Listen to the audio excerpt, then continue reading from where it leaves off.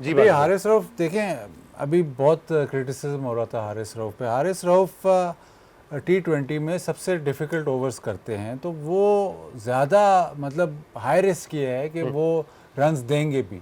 वो high risk ये है कि वो जिस टाइम ओवर कर रहे हैं तो उनको रन्स होंगे भी, तो बहुत ज़्यादा उस पर क्रिटिसिज्म हो रहा था।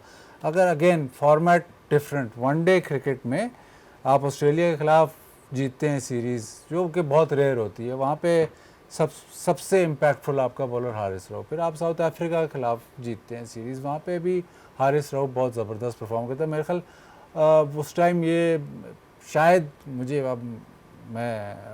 सही तरह याद नहीं है, तो शायद प्लेयर ऑफ द मंथ भी उसमें नॉमिनेट होता बिल्कुल है। हुए थे।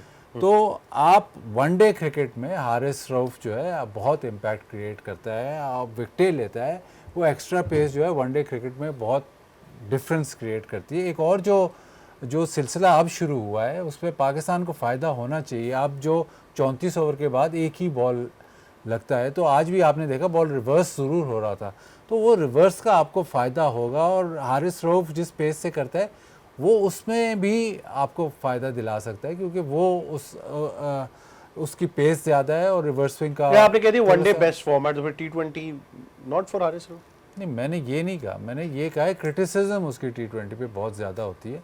वनडे का उसका जो रिकॉर्ड है, मतलब वनडे में वो ज़्यादा अच्छी बॉलिंग करता है, बट T20 में आप उसको सबसे मुश्किल ओवर कराते हो। ज़्यादा एंड के ओवर करेगा या बीच के ओवर करेगा, वो सबसे मुश्किल ओवर्स हारिस रऊफ में। आपका वो डेजिग्नेटेड डेथ बॉलर है, तो जब डेजिग्नेटेड डेथ बॉलर को रन्स होते हैं तो सडनली वो हाईलाइट बहुत ज़्यादा हो जाता है ना।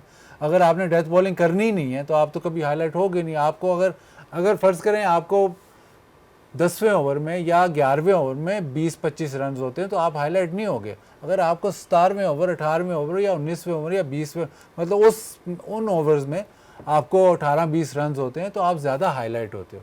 तो मैं ये कह रहा हूँ कि उसकी रिस्क ज़्यादा है, क्योंकि वो करता ही वो वाले ओवर है, हर मैच में उसने करने ही वो वाले ओवर हैं, तो उसकी रिस्क बहुत ज़्यादा है कि उसको रन्स होंगे, और जब उसको रन्स होते हैं तो फ़ौरन उस पर उंगली उठाई जाती है। तो इस वक्त आपका प्रीमियर बॉलर है, आप वाइट बॉल क्रिकेट में आपका प्रीमियर बॉलर है।